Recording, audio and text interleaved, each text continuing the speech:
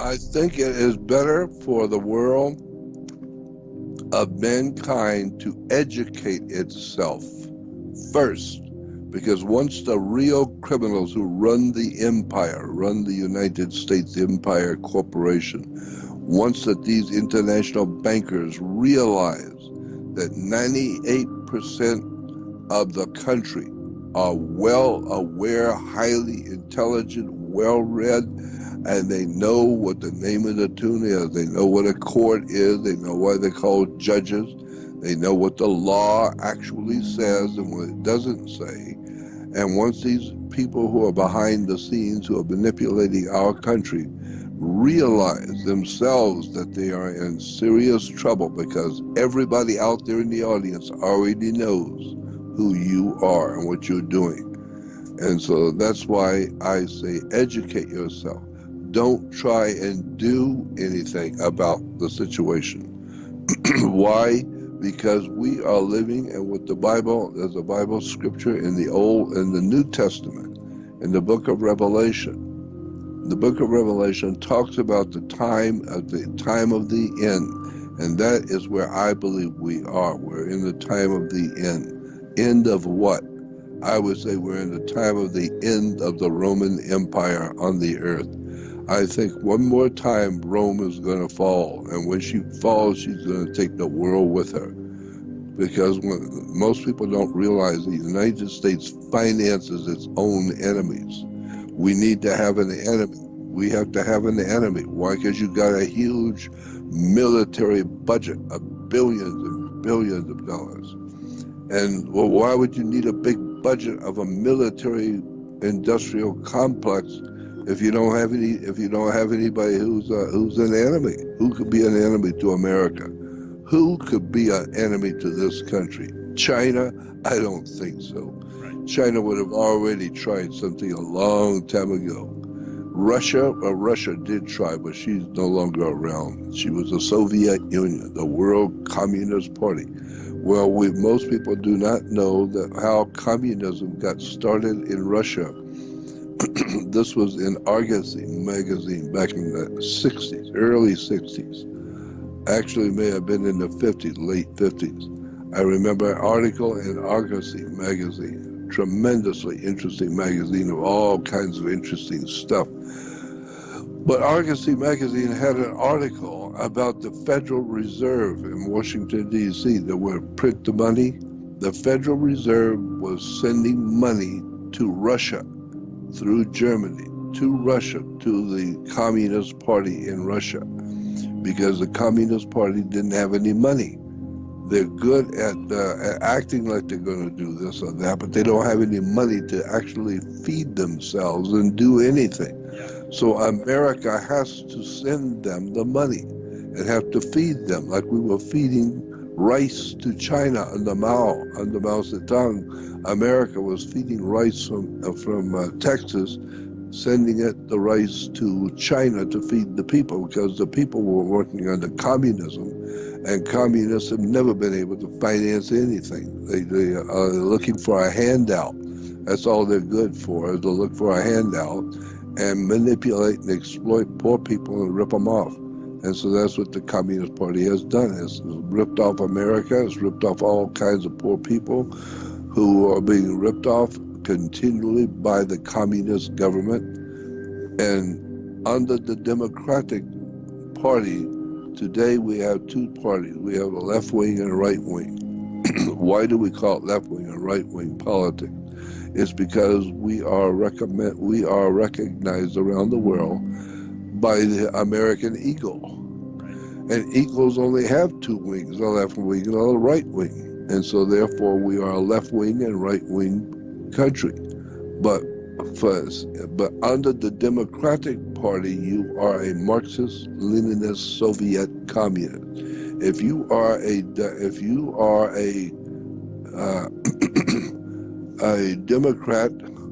Democrat today simply means Marxist-Leninist Soviet communist.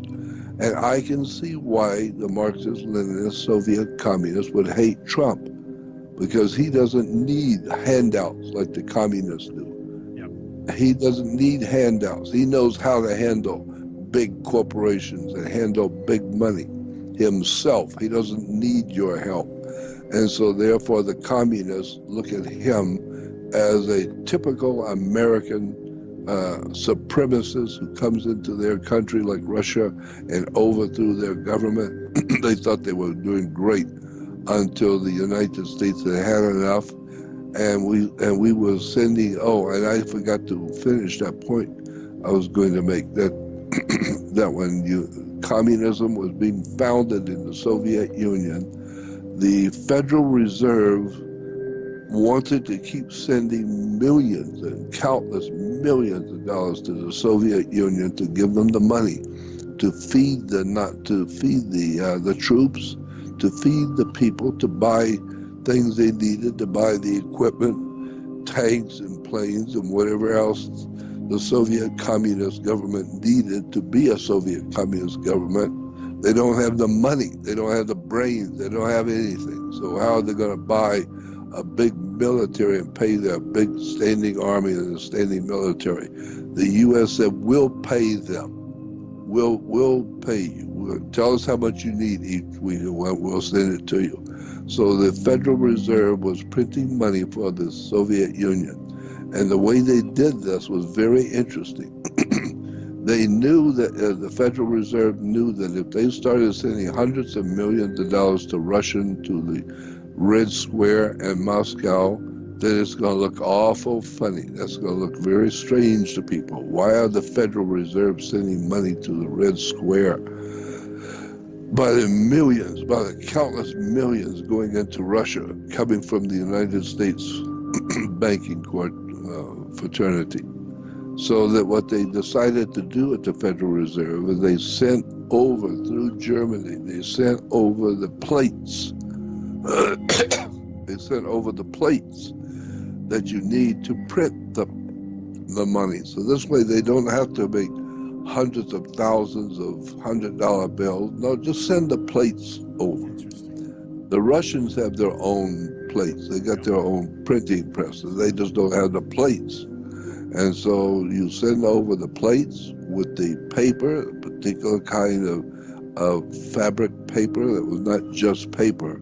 It's a fabric paper, and you send over the particular kind of ink, and you show them in Russia how to print the money to look American. And so that's how the Soviet Union grew and became a very powerful empire. It grew because the Federal Reserve had sent over the plates so that they could just run off as much money as you need. If you need to, do 3 8-hour shifts and just pump out the money like we do over here. We just run the hell out of the printing presses, and we got plenty of money.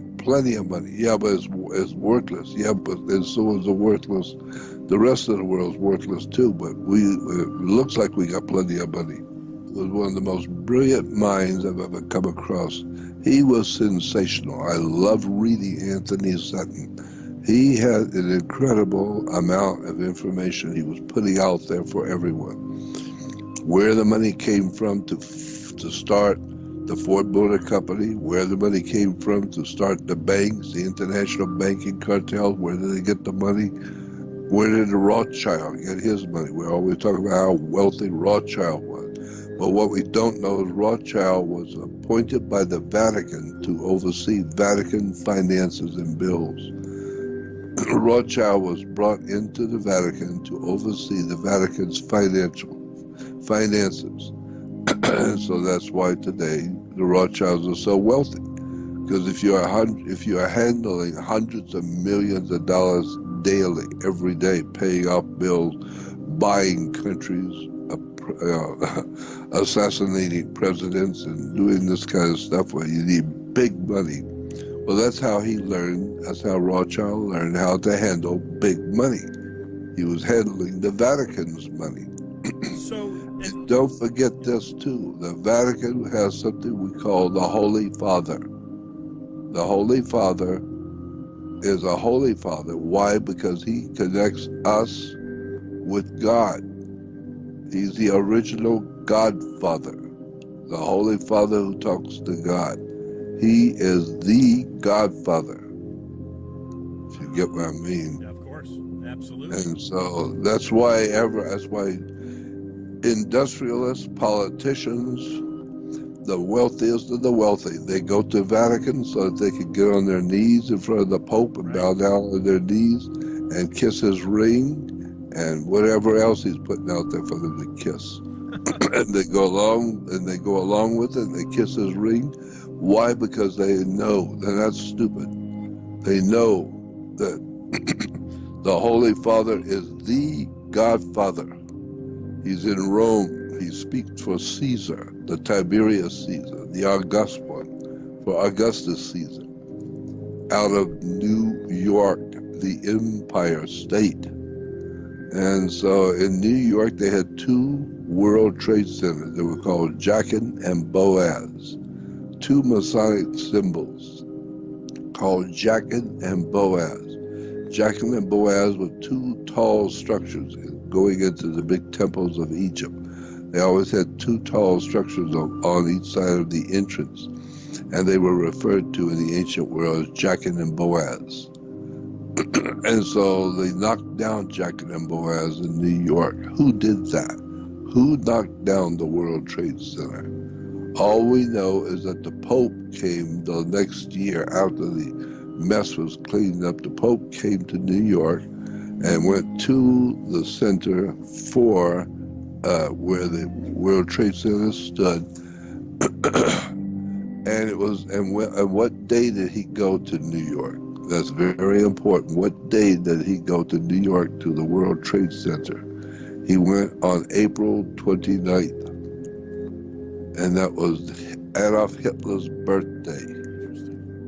Yeah, Adolf Hitler's birthday. And when Prince Edward got married just recently with the girl in England, what was their birthday? March 29th, the same day that Adolf Hitler's birthday. They got married in England. The prince and his new wife got married on Adolf Hitler's birthday. Most people are not interested, couldn't care less, and have no idea what the implications of that is, except the Holy Mother. She knows. Queen Mum knows why her son got married on Adolf Hitler's birthday. And I'm just telling you that there's a lot of things going on in this world that we are not privy to know. And if you do know, you need to keep your mouth shut, because it's very dangerous to know things in America that you're not supposed to know, especially if you start opening your mouth to tell the people. If the people ever found out what was really actually going on in America, you would not believe what it would cause. There would be a revolution overnight, I'm sure. People would not believe what is actually happening in America today, and why the Democratic Party is so adamant about wanting to kill the president, get rid of him, impeach him, fire him, throw him into prison, or if you have to, kill him. That's what they said years ago. Kill the president. I was just thinking to myself, can you imagine what would have happened if when Obama, the known Marxist-Leninist Soviet communist Obama, operating as a Soviet agent in America, if somebody had said to kill Obama because he was a traitor to America, working for the Soviet Union communist movement, can you imagine what would have happened? My God, there would have been riot. Woodworkers Union, Carpenters Union, and the Soviet Union. It's all part of the unionizing of labor in America, of which the mafia is very good at controlling. Right. And therefore, you begin to see, wait a minute, there's a connection here between building and the unions and the labor and money for the labor, and who decides how much the labor is going to get, and who decides how much they're going to make, and who gets what job. It's all covered by the unions. And my God, everybody seems to know that the unions are up to their throat with organized crime. You can't build anything on the East Coast, like they said, without doing business with the mob. So that's the name of the tune. So Now, how many people know that there is a pyramid the size of Cheops Pyramid in Egypt, which I've been in? I was blessed in the king's chamber of the Great Pyramid. I was in there. But how many people know that there is a pyramid in the Atlantic Ocean floor, right off the coast of Florida? Yeah, it's on the floor. It's on the Atlantic floor, and it's 10 miles north of the island of Bimini. Bimini is one of the islands in the Caribbean. 10 miles north is an area called the Bahama Banks. The Bahama Banks. And there's a pyramid sitting on the floor of the Atlantic Ocean today. You can go out and see it. Nobody seems to have asked the question, who builds pyramids on the ocean floor of the Atlantic? And how come the great tornadoes and storms and hurricanes originate in the Bermuda Triangle?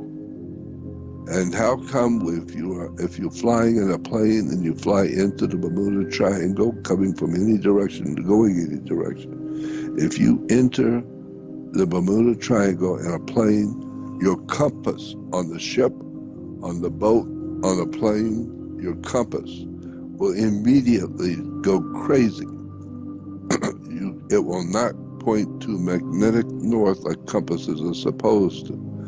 All compasses on airplanes, the big airplanes, the big cruisers that roam around the world, and commercial airliners, the captains will tell you, as soon as you fly into the Bermuda Triangle, the compass points directly to true north. True north is not the magnetic north at the North Pole. No. True north is in the sky, it's in the heavens. And you have to know where it is in the heavens. And so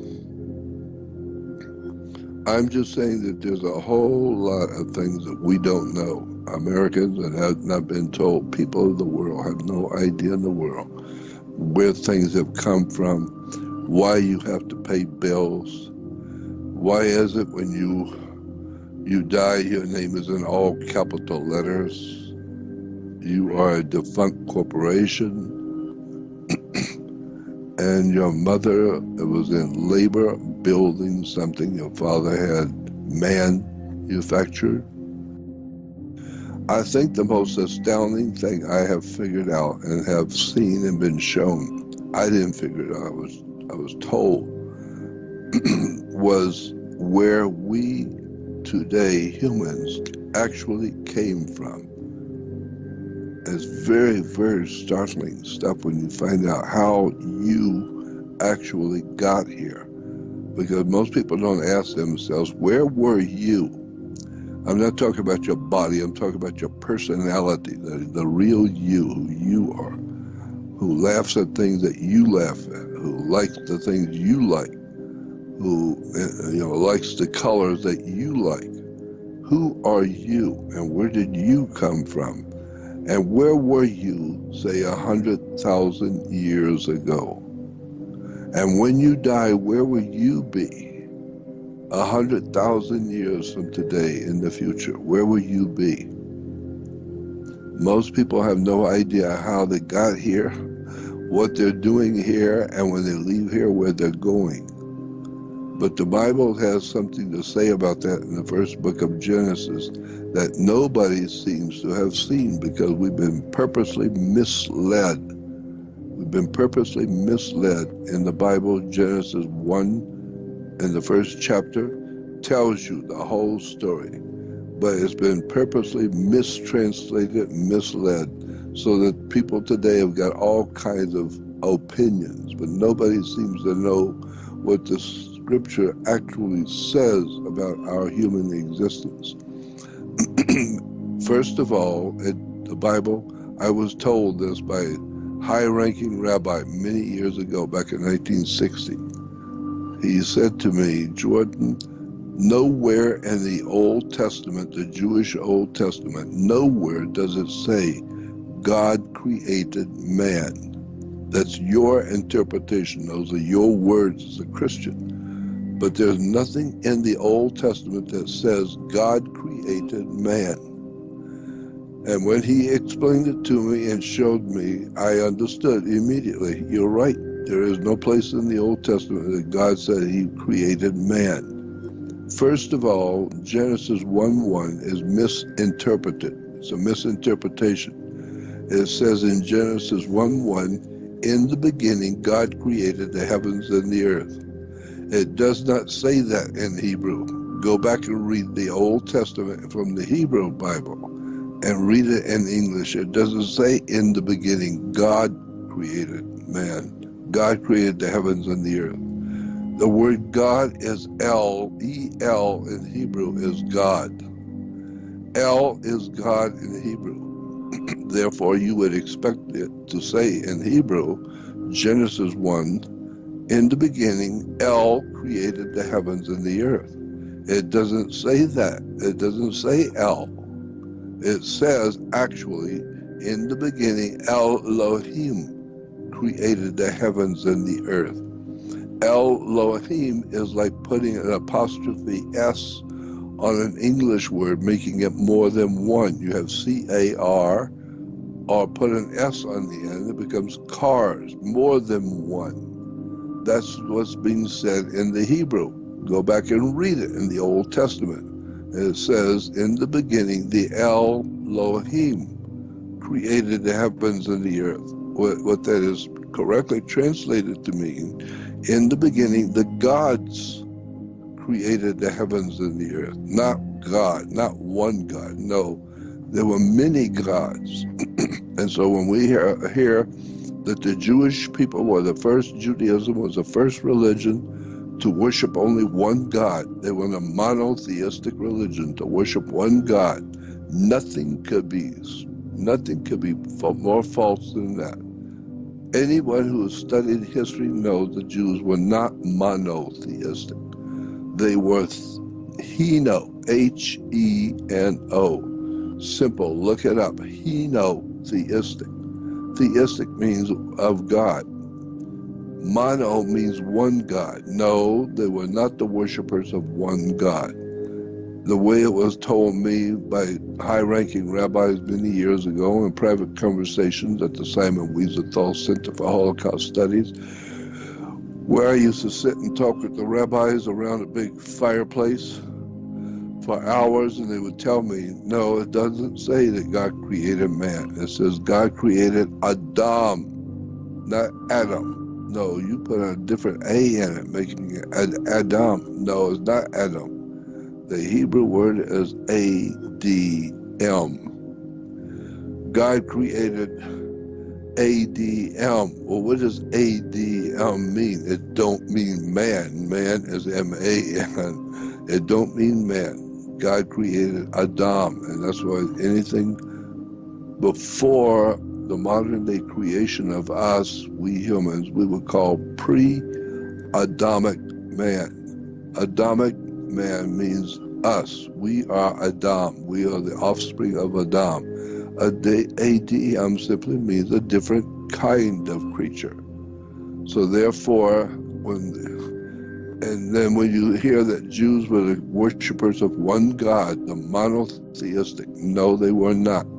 If you take 14 or 18 different gods and all of them are identical, like a gang, and you line them all up, and then you pick the one you like, and you point out one God in particular, you like him, you like the way he handles himself, what he does, so you like him, well then you make a deal with him, and we're all witnesses to it.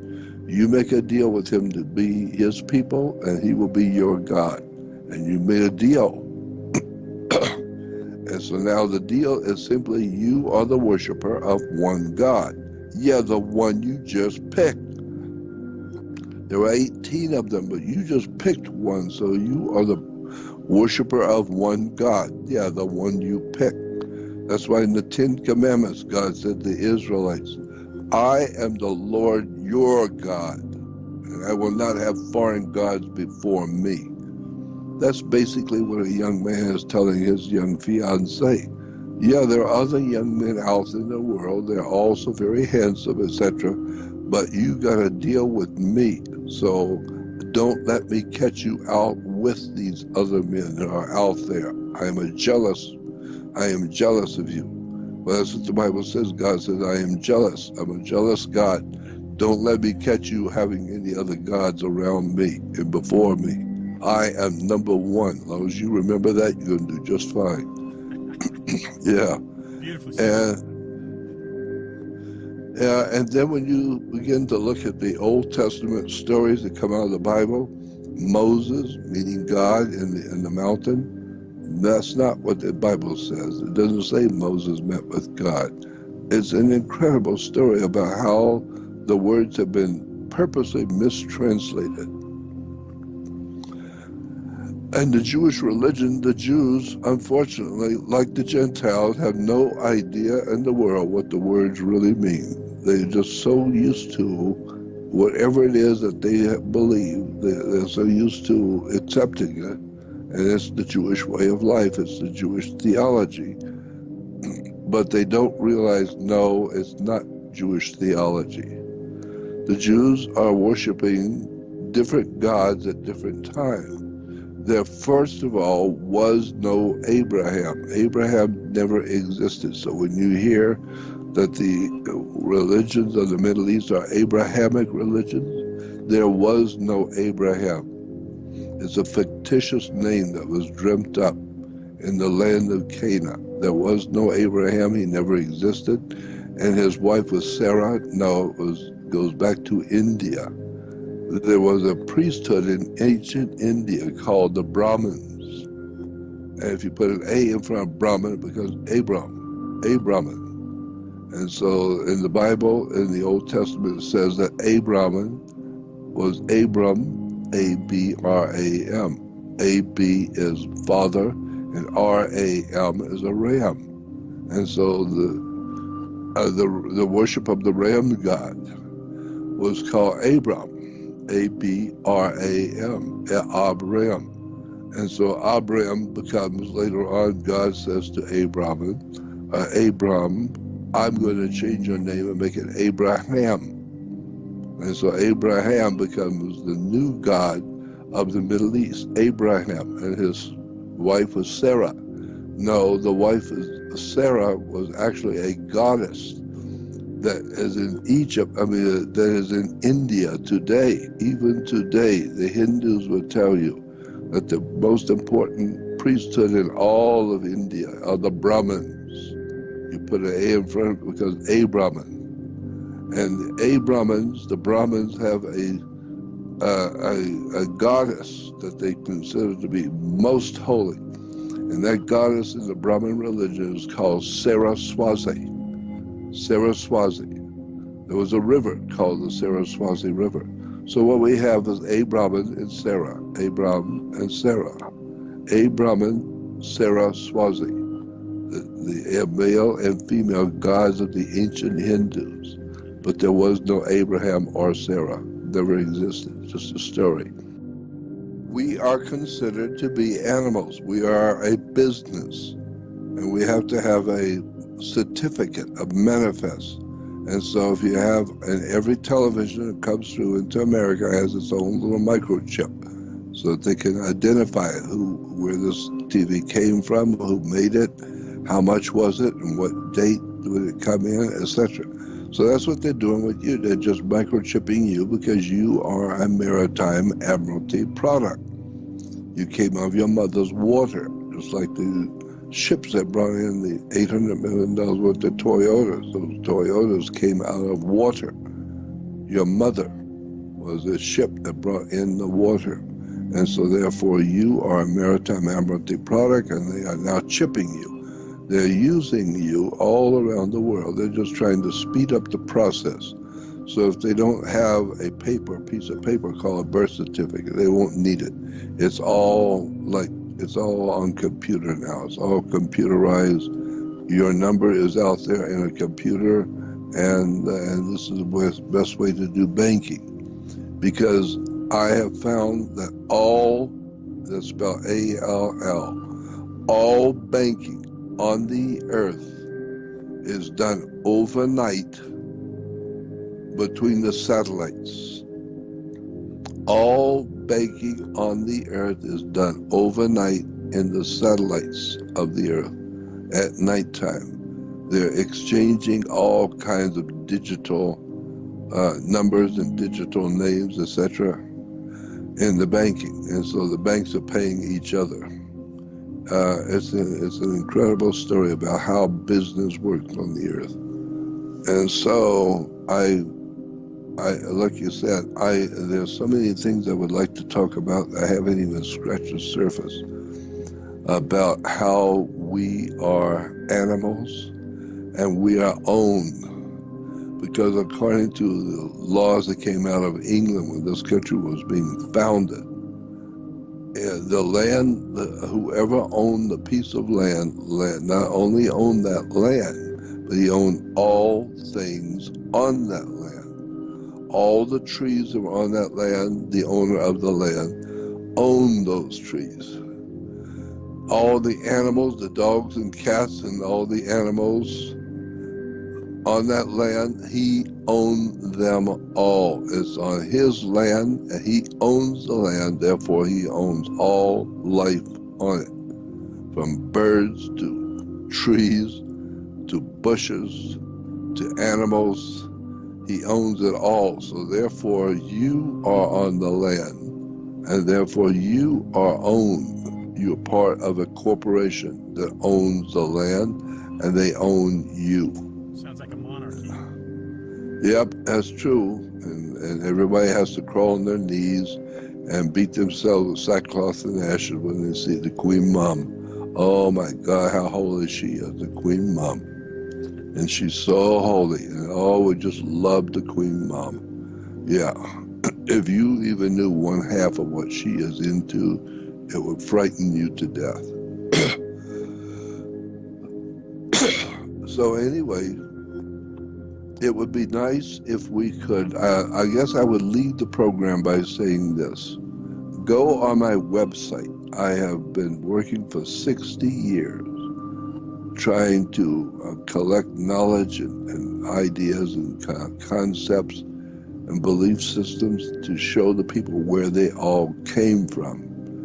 And if I were you, go on my website, Jordan Maxwell Show. Don't forget to add the word show.